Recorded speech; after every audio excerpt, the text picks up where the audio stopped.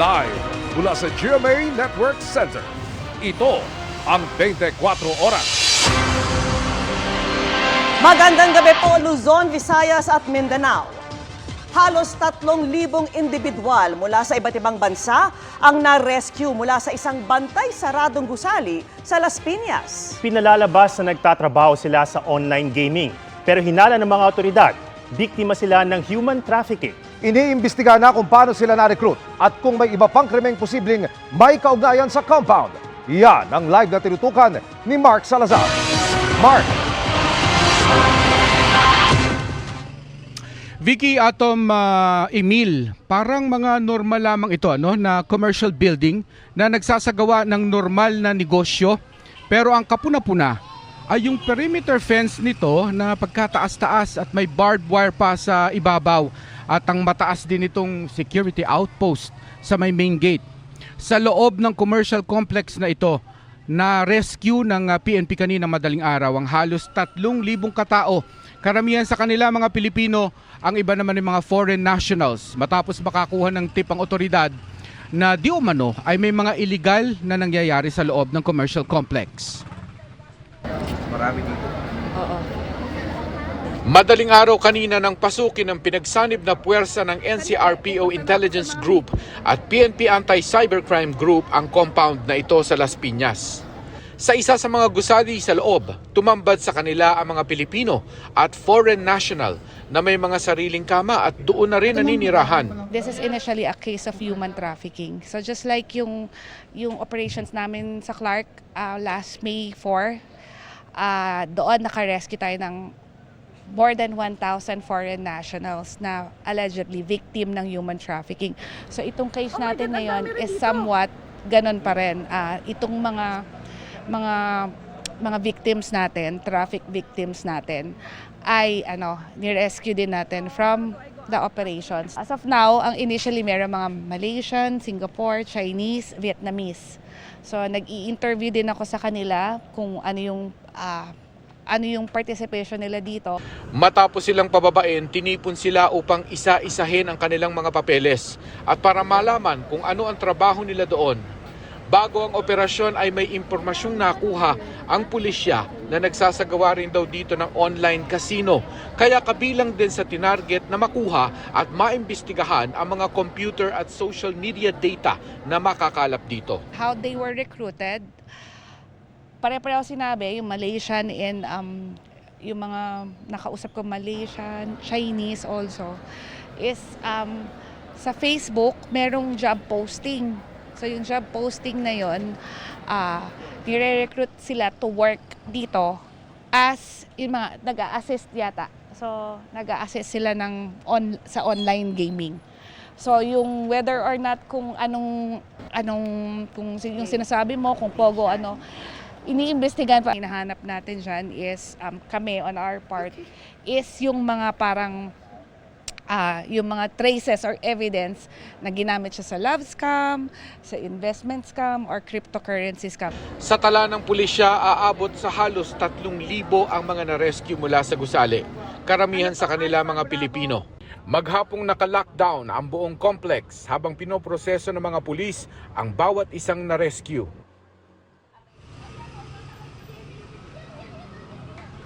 Bumuna ang gobyerno ng interagency team para sa kaso na ito na bubuin siyempre ng PNP, ng Department of Justice kasama ang Bureau of Immigration, nandiyan din ang DSWD, ang DOH at of course ang DFA. Ang unang hakbang sa investigasyon na ito ay yung isa-isahin yung mga na-rescue sa loob para malaman kung sino ba ang suspect dito, lalong-lalo na kung sino yung mga pangalan na lumabas sa search warrant, sino rito yung mga biktima lamang talaga at sino-sino ang mga pwedeng tumayong testigo. Isa pang bagay na dapat siya sa atin ay yung mga armas na nakuha sa loob, kung ito ba'y kompleto ang mga papel. Doon naman sa mga foreign nationals, aalamin ng Bureau of Immigration kung sino sa kanila ang dapat nang i-repatriate, ibalik sa kanilang mga bansa, sino-sino ang mga nananatili rito illegally. Malalim pa itong investigasyon na ito na patuloy nating babantayan. Live mula dito sa Las Piñas City para sa GMA Integrated News, Mark Salazar, nakatutok 24 oras. Maraming salamat, Mark Salazar. Hindi raw siya sip-sip sa Pangulo at kwalipikada raw siya sa posisyon. Tugon yan ni Attorney Larry Gadon sa gitna ng pagtawag ng ilan sa kanyang pagiging Presidential Advisor on Poverty Alleviation bilang rock bottom o pinakamababang level ng political appointment. Yan po ang tinutukan ni Maki Pulido. Kung si Attorney Larry Gadon ang tatanungin, may sapat siyang karanasan upang gampanan ang kanyang bagong tungkulin bilang bagong Presidential Advisor on Poverty Alleviation. Sabi ni Gadon, nang kausapin siya ng Pangulo para i-alok ang pwesto, hindi siya makatanggi.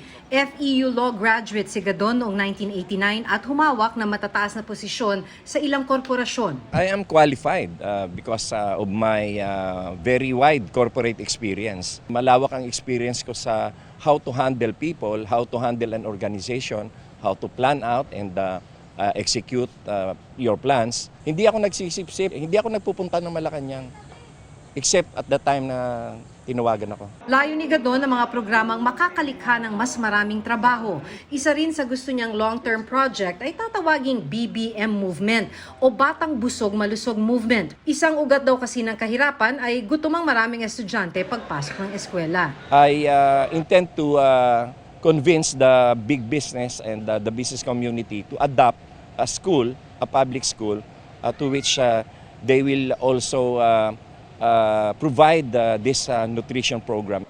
Pero ang pagtalaga kay Gadon nagpataas ng kilay ng ilang sektor. Ang grupong akbayan tinawag na terrible o kahila-hilakbot ang pagtalaga kay Gadon na anilay rock bottom o ang pinakamababang level ng political appointment.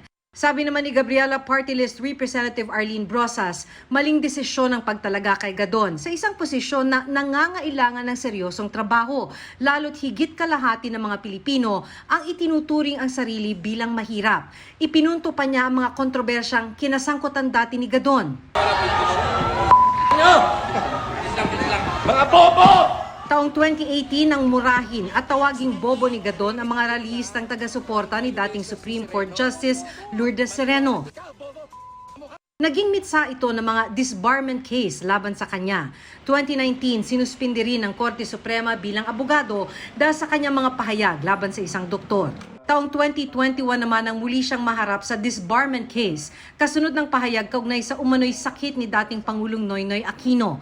At nitong 2022, indefinite suspension na ang ipinataw sa kanya ng Korte Suprema dahil sa pagmumura nito sa journalist na si Raisa Robles.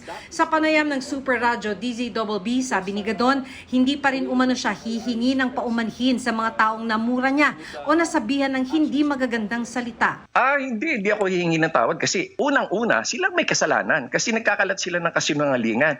Pasalamat nga sila, hindi ko sila pinapatay eh. Minura ko lang. Ang ibig ko lang sabihin, kasalanan din naman nila kung bakit sila namura. Magkalat ba naman sila ng kasinungalingan at paninira? Inaasahan ni Gadon na madisbar siya o matanggalan ng lisensya bilang ganti raw ng mga kakampi ni Sereno sa Korte Suprema. I don't mind. Oo. Unang-una naman, hindi naman talaga ako nagpa-practice na since 2015. And besides, hindi naman sa pagmamayabang. Marami naman akong pera. Sa datos ng Philippine Statistics Authority sa unang semestre ng 2021, 23.7% ang poverty incidence o bilang ng mga Pilipinong hindi sapat ang kinikita para tugunan ang kanilang mga pangunahing pangangailangan. Sa huling survey ng SWS, 51% sa mga lumahok sa survey ang nagsabing mahirap sila. Kaya sabi ng dating DSWD Secretary na si Judy Tagiwalo, hindi biro ang trabahong kailangang gawin sa posisyon ni Gadon. Kailangan natin mas makinig sa hinihiling ng nakararami. Ang hinihingi talaga nila trabaho, hinihingi nila dagdag na sahod, hinihingi nila abot kayang serbisyong pangkalusugan at medisina. Hinihingi nila ay tulong para sa mga anak nila na nag-aaral. Para sa GMA Integrated News, Maki Pulido, nakatutok 24 oras. Kabi-kabilang baha o pagguho ang nararanasan sa ilang lugar sa bansa dahil sa masamang panahon. Sa Talisay City, Cebu, posibleng abuti ng 1 linggo ang clearing operation sa kalsadang apektado ng landslide mula sa bundok. Nakatutok si Salima Refran. Kaunting lupa at bato lang nung una. Buang nga dakuan ako. Pero Maya-maya pa, tuluyan ng gumuho ang malaking bahagi ng bundok na ito sa Talisay City, Cebu. Ayon sa City of Talisay Traffic Operations Development Authority. So managa tungod aning sa gunson nga pagkuhan, mao'y nakita nga hinungdan ngano nga ni Los ang Suel. Agad na pinasara ang Manipis Road habang kinukuha ang mga nakahambalang na lupa't bato na posibleng abuti ng 1 linggo. Mahigit 1 oras namang umulan sa Lamitan City, Basilan bago magtanghali kanina. Ay kinatuwa ng ilang residente dahil malaking tulong daw sa agrikultura. Pero sa Sarangani, perwisyo ang pag-ulan nitong mga nakaraang araw dahil nagdulot ng baha at pagkasira ng kalsada. Pangamba nila, baka masira rin ang mga produktong ilang araw nang hindi maibiyahe. Naglalakad na rin lang ang ilang residente papuntang bayan dahil hindi na madaanan ng mga sasakyan ng kalsada. Sinisikap na raw itong maresolba ng lokal na pamahalaan. Sa Malaybalay, Bukidnon, namahagi naman ang family food packs ang DSWD sa mga apektado ng baha at landslide. Ayon sa Pag-asa, Intertropical Convergence Zone, ITZZ, at localized thunderstorms ang nagpaulan sa nasabing mga lugar. Para sa GMA Integrated News, Sanima Refra, nakatutok 24 oras. Magdamagan muling nagtiis sa pila sa isang kadiwa market ang mga gustong umabot sa limitadong supply ng 25 pesos na kilo ng bigas. May tiniyak naman ang Department of Agriculture. Nakatutok si Bernadette Reyes. Para lang makabili ng bigas na 25 pesos kada kilo, sa labas na ng tanggapan ng Department of Agriculture sa Quezon City, natulog ang ilan nating kababayan. Dito kasi nakapwesto ang Kadiwa Market na nagtitinda ng murang bigas. May ilang naglagay na ng bato at mga upuan para hindi masingitan. Ang nasa unahan ng pila, ikinadena at nilagyan ng padlock ang upuan para hindi siya tanggalin sa pwesto. Si Susan Castillo 2:00 pa raw ng madaling araw nakapila. Iyon ang pinakamurang bigas ngayon eh. Kaya mahalagang makakuha kami kasi marami kami sa bahay. 4 yung anak ko. May apo pa ako. Pero ang iba gaya ni Aling Gilda Eliza, kahit madaling araw pa pumila, wala nang inabutang Kadiwa rice. Hindi kami makakabili ng mga 45. Ito 20 lang po. Okay lang po sa isang pamilya ho yun. 6 kaming kakain. Dapat lang po damihan po nila. Kahit 10 sako ilagay nila dyan. Sa karamihan po na pumipila rito, dapat mabigyan po. Ayon sa isa sa mga nagsusupply ng Kadiwa rice, 120 na tao lang ang kaya nilang bentahan kada araw. Limitado rin sa tig-4 na kilo kada customer. Kulang sa dami pumipila. Opo, ilang kaban po, ilang mga sako po yan today? Halos 30 na eh. Halos 30 na? Opo. Kasi nagdadagdag ang pila eh. Minsan sumusubra kasi ang dami makiusap. Siyempre,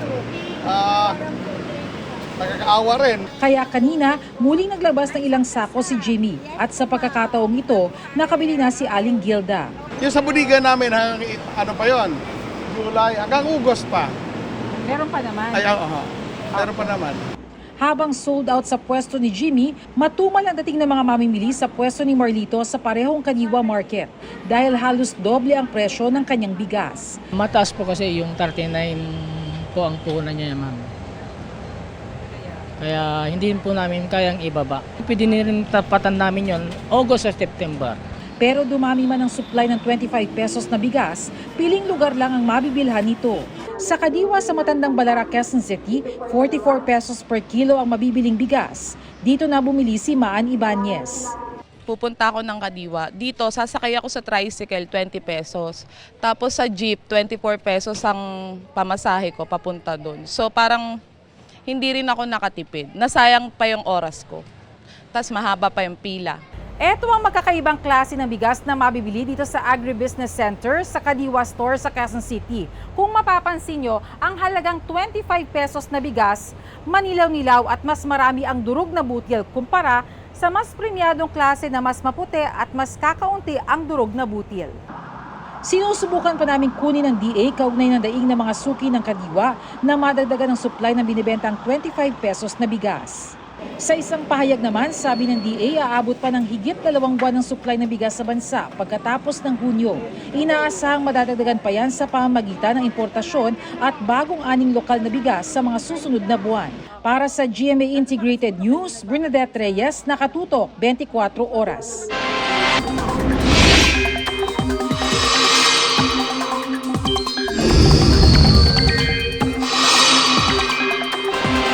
Mga kapuso, ang maghahatid po ng lagay ng panahon ngayong gabi, ang weather presenter ng GMA Integrated News Weather Center, walang iba kundi si Anjo Pertiera. Magandang gabi sa iyo, Anjo. Magandang gabi at maraming salamat, Vicky. Magandang gabi po, mga kapuso. Ako si Anjo Pertiera at narito na ang latest sa lagay ng panahon. Nagbabalik ang pag-iral ng hanging habagat sa bansa.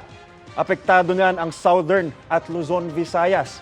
Ayon sa Pag-asa, muli itong lumakas kasabay ng pagkilos ng low pressure area na nasa loob ng Philippine Area of Responsibility. Huling namataan ang nasabing LPA sa layong 80 kilometers north-northeast ng Lawag City sa Ilocos Norte. Nananatiling mababa ang tsansa nitong maging bagyo.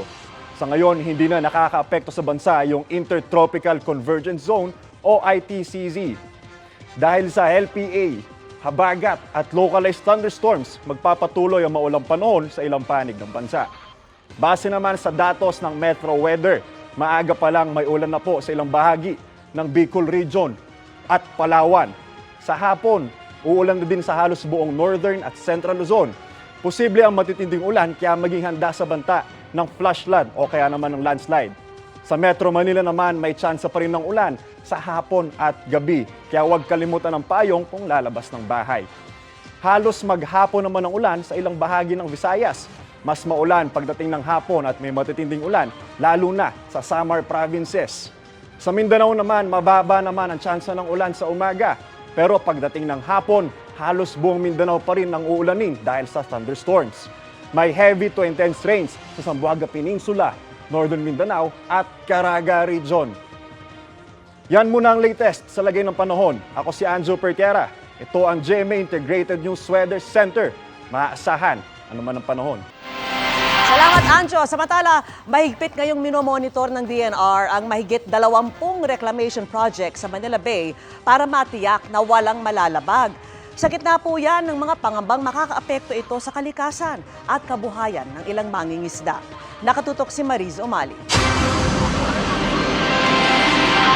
Ika nga ng ilan, titigan nyo na raw ng husto ang gandang ito ng sunset sa Manila Bay dahil posibleng dumating ang panahon na kailangan nyo ng lumayo para matanaw yan. Ang malaking bahagi kasi ng coastline ng Manila Bay matatakpan ng mga gusalit infrastruktura sa iba't ibang reclamation project na nakalinya sa Looc. Ayon sa Philippine Reclamation Authority, mayroong 22 reclamation project ang kasalukuyang pinaplano na sa Manila Bay at kalahati raw nito ay nakakasana. Kabilang ang isang proyekto kung saan sisimula na ang pagtatambak ng lupa sa Bay Area ngayong taon. Pero masusi raw minomonitor ng Department of Environment and Natural Resources kung meron bang paglabag ang mga proyekto. We are looking at compliance for those that have already begun working. There are discussions ongoing with at least one party. They will be called in for a technical conference to see whether may explanation po sila sa mga inobserved na potential non-compliance. Hindi dinetalya ng Environment Secretary kung anong kampo ang may paglabag. Pero nang tanungin kung ano ang mga paglabag. Iba-iba po.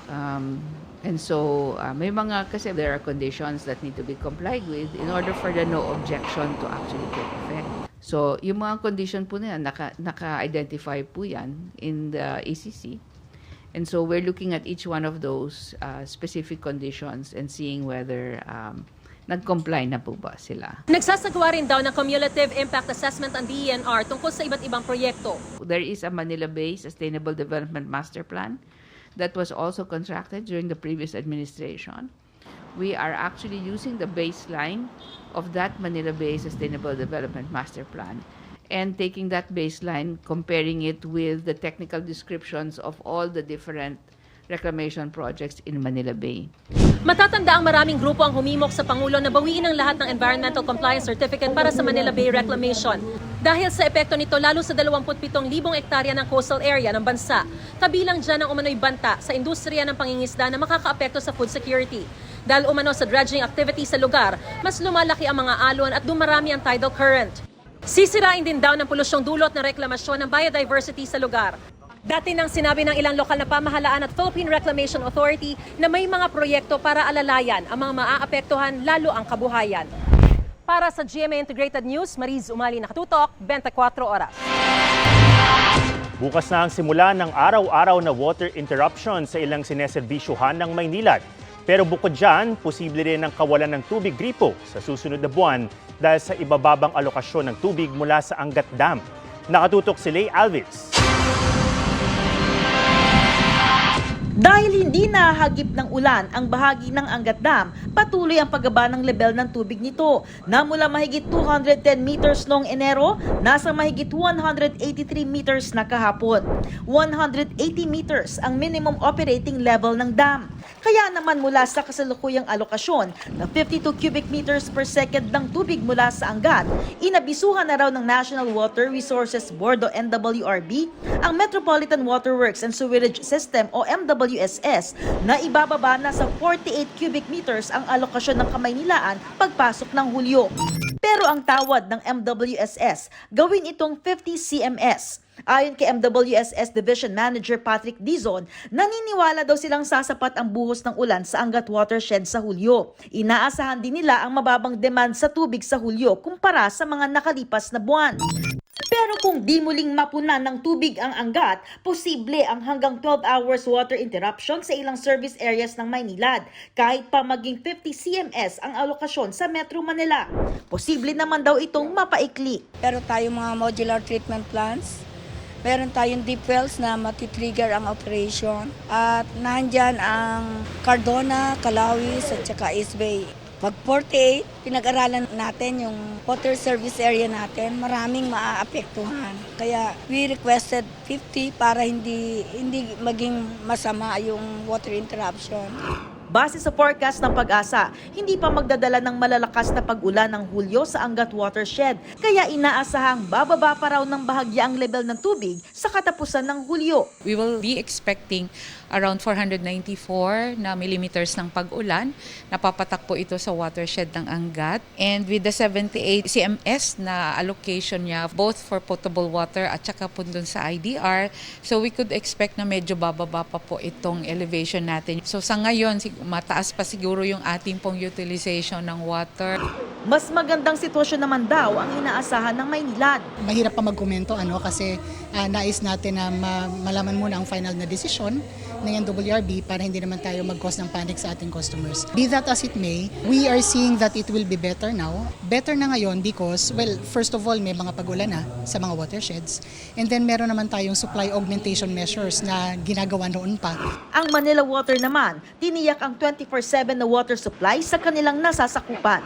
Para sa GMA Integrated News, Lay Alvis, nakatutok, 24 oras. Mga kapuso, pinaghahanda na ang mga lugar na posibleng makaranas ng tagtuyot sa parating na El Nino, lalo na po yung mga magsasaka. Partikular na tinukoy ang mga nasa Camarines Norte at Southern Leyte. Magiging mainit din ang bare months. Nakatutok si JP Soriano. Normal pa rin daw ang mga biglang buhos ng ulan itong mga nakaraang araw na dahil lang sa habagat. Pero kahit pag pumasok na ang El Nino, makararanas pa rin naman ng mga pag-ulan. Mas onti nga lang sa karaniwan. It increases the likelihood of below normal rainfall conditions, which could bring negative impacts such as dry spells and droughts. Simula Setyembre, makararanas na ng meteorological drought o ang pagbaba sa higit 60% ng pag-uulan ang mga lalawigan ng Camarines Norte at Southern Leyte. Camarines Norte and also Southern Leyte, ang ini-expect natin na pwede siya magkaroon ng drought based doon sa 5 consecutive months niya na below normal rainfall. 36 na probinsya naman ang makararanas ng 21 hanggang 60% na pagbaba ng ulan. Sa mga susunod na buwan naman, pagdating ng October, November, December, most parts of Luzon, Visayas, and also Mindanao ang may mga kakulangan na sa ulan. Goodbye jacket din tayo kahit sa mga per month dahil posibleng walang pangsimoy Pasko na lamig. Sa Nobyembre halimbawa, pwedeng makaranas ang Metro Manila ng mahigit 37 degrees Celsius na init, pareho noong tag-init. At pagdating ng Desyembre, posibleng umabot sa 32 probinsya sa Luzon at 4 na probinsya sa Visayas ang makararanas ng tinatawag na dry spell. Mas mainit ang ating ina-expect during the month of November and also December dito sa Central Luzon area. Maraming warmer than average na temperature. Sa kabila ng El Nino, asahan pa rin daw ang malalakas na bagyo tulad ng bagyong Ondol na nanalasa sa panahong may umiiral na El Nino noong 2009. Para sa GMA Integrated News, JP Soriano, nakatutok 24 oras. Bukod sa mga proyektong pang-infrastruktura, tutulong na rin daw ang Japan sa pagpondo ng mga proyektong panseguridad ng Pilipinas. Pwede rin kaya yan magamit sa mga bagong EDCA site na gagamitin ng Amerika? Nakatutok si Ian Cruz. Ang Metro Manila Subway, North-South Commuter Railway at LRT-1 Extension. Kabi-kabila na nga ang mga proyekto sa bansa na napondohan sa tulong ng Official Development Assistance o ODA ng Japan. Ngayon, mga proyektong pangseguridad naman ang tutulungang pondohan ng Japan sa pamamagitan ng kanilang Official Security Assistant o OSA. The end user can be the military organizations and all the infrastructures like airports, telecommunication systems, ports and roads for the military purposes can be financed by our official security assistance. Baka pwede rin daw gamitin ang pondo mula OSA sa mga pasilidad na ipahihiram ng bansa sa Amerika bilang bagong EDCA sites. They definitely need the large-scale amount of the investments to make EDCA facilities to be fully operational. Kamakailan lang napagkasunduan ng mga National Security Advisors ng Amerika, Japan at Pilipinas ang pagpapatibay ng defense cooperation ng tatlong bansa. Ang problema ayon sa isang international think tank, walang visiting forces equivalent ang Pilipinas at Japan. Unlike the US and unlike Australia, Japan has no status of forces or visiting forces agreement. Japanese forces cannot engage in live fire training or anything of the sort, either on Philippine land or within Philippine territorial waters. Napag-usapan na yan sa official visit sa Japan ng Pangulo nitong Pebrero at bukas naman ng Pangulo para rito. Pero sa ngayon ay wala pa rin ganyang kasunduan. Para sa GMA Integrated News, Ian Cruz, nakatutok 24 oras. Idinaan sa kilos protesta ng ilang healthcare worker ang panawagan nilang taas sahod. Batid naman daw ng bagong health secretary ang mga hinaing pero meron siyang inamin. Nakatutok si Rafi Tima.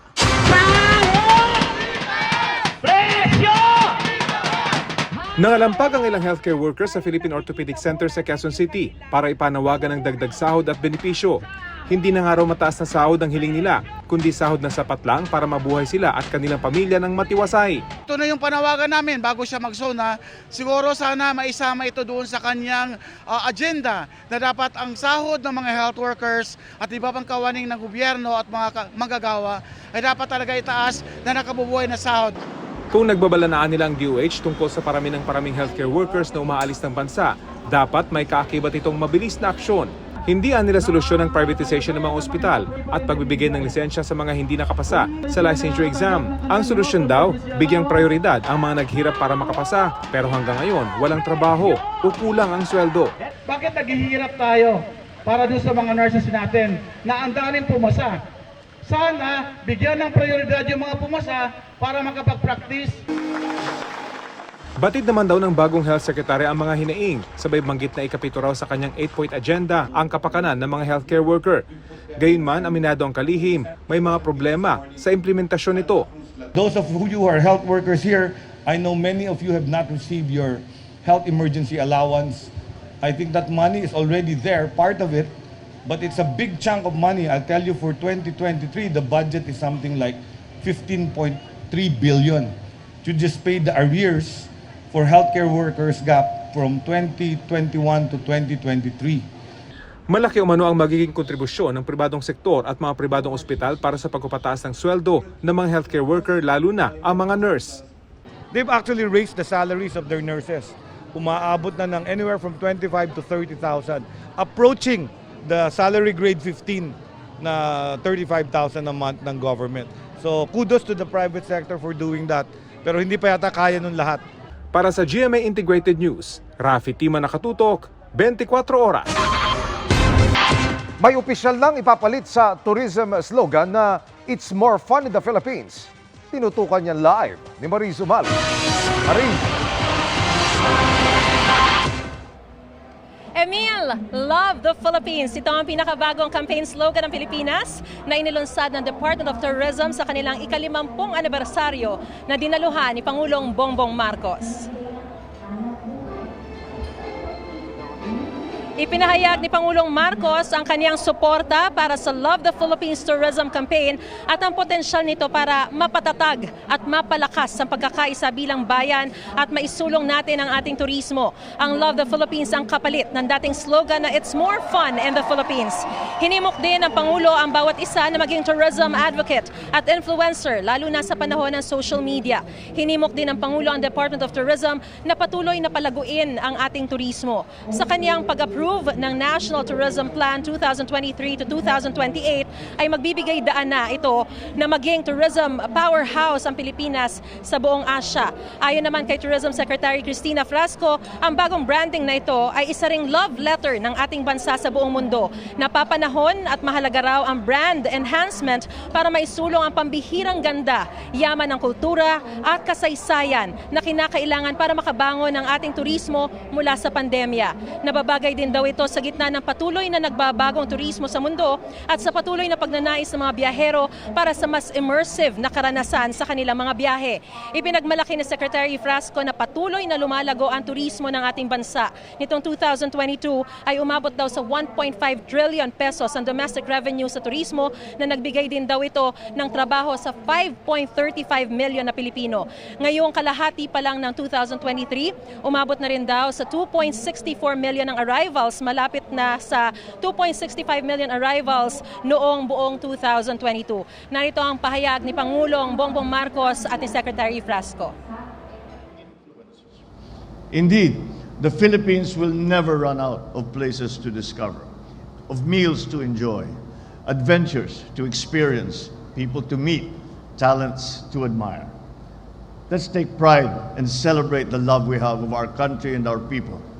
For it is the same love that gave meaning to the establishment of the Department of Tourism and the same love that will propel our tourism industry moving forward into the future.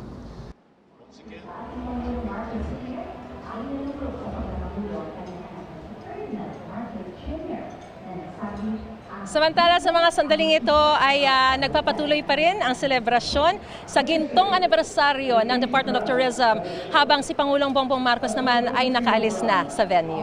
At yan ang pinakasariwang balita mula rito sa Manila Hotel. Para sa GMA Integrated News, Mariz Umali, nakatutok 24 oras. Maraming salamat, Mariz Umali. Naghain na ng kontrasalaysay ang ex-partner ni Pokwang kaugnay sa hiling ng aktres na ipa-deport ang una. Ayon kay Bureau of Immigration spokesperson Dana Sandoval, pinag-aaralan pa ng kanilang legal division ang petisyong inihain ni Pokwang para ipa-deport si Leo O'Brien. Sinubukan ng GMA Integrated News na kunin ang panig ni Leo O'Brien pero hindi na raw magbibigay ng panayam ang kanyang kampo. Magsasalita lang daw sila kung magkakaroon ng update. Git naman ng company Pokwang, dapat agad na mapaalis sa bansa si Leo O'Brien dahil wala raw lugar sa Pilipinas ang mga undesirable alien. Talaga namang mahal magkabahay ngayon, pero akalain nyo bang mas mahirap ang magkabahay sa Metro Manila at Metro Cebu kumpara sa Seoul, South Korea at Tokyo, Japan? Tinutukan po yan ni Bernadette Reyes.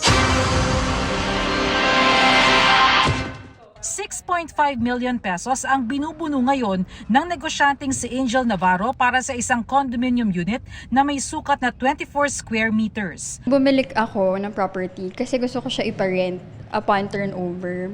As investment sana. Kaya binili ko siya. Para mabayaran ang buwan ng amortization, nagtitipid si Angel sa ibang bagay. Bawas muna yung shopping, syempre. Habang may mga tulad ni Angel na nakakabili ng ari-arian, nangungupahan pa rin si Melissa. 35,000 ang renta niya sa bahay. Para mabayaran ito, natayo siya ng karinderya sa harap ng inuupahang bahay at pinabed space ang isang kwarto. Kung mag-uupa lang kami, ng titiran lang namin, tapos mamamasukan lang kami, can't afford po yun. Baka wala na kami pong kakainin doon.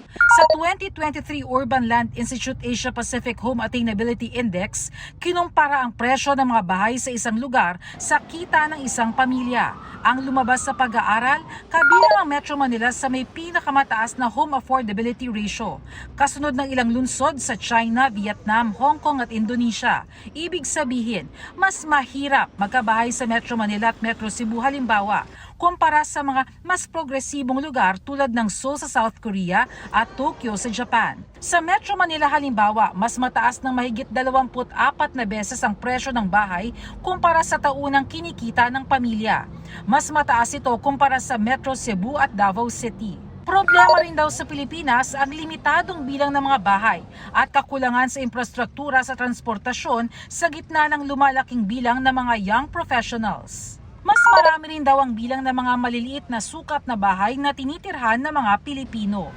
Ayon sa 2020 Census on Population and Housing, pinakamarami sa mga okupadong housing units sa Pilipinas ang may sukat na mas maliit pa sa 20 square meters, habang pinakamaliit naman ang porsyento ng mga occupied housing unit na may sukat na 90 hanggang 119 square meters.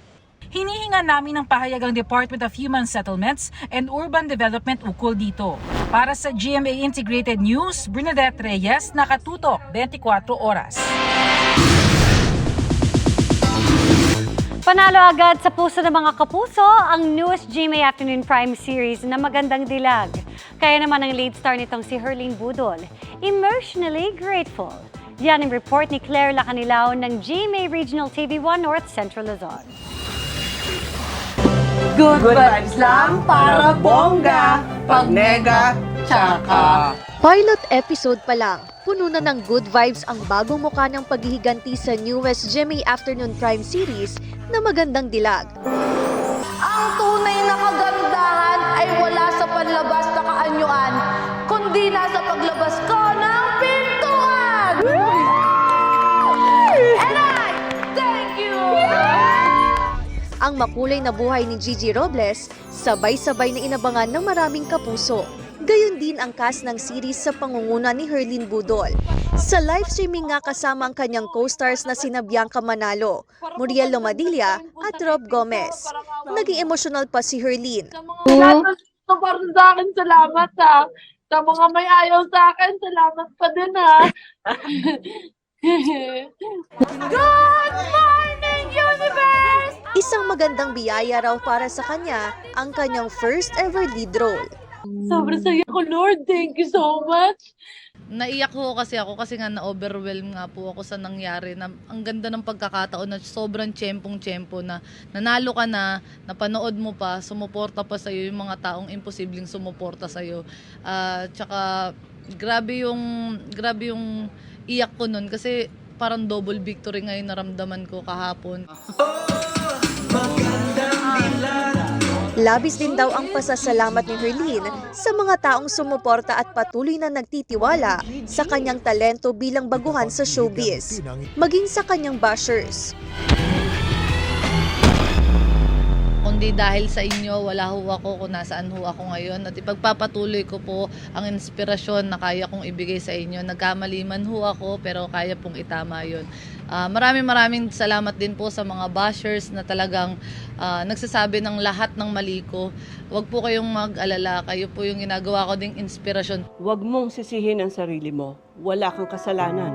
Isang malaking karangalan din daw na panalo sa ratings ang bagong series. Umabot po tayo ng 9.7 na ratings po. Kaya nagpapasalamat po ako sa lahat ng nanood tsaka sumusuporta po sa aming lahat dito. Grabe, nakakakilig bilang isang baguhan lang din po. Nagpapasalamat po kami lahat po ng buong set po namin ngayon, lahat ng prod. Sobrang saya po, worth it po lahat ng pagod at ng mga eksena nangyayari ho dito. Galit yung door. Para sa GMA Integrated News at GMA Regional TV 1 North Central Luzon, Claire Lacanilaw, nakatutok 24 oras. And that's my chika this Tuesday night. Ako po si Iya Araliano. Miss Vicky Emil Adam. Thank you, Iya.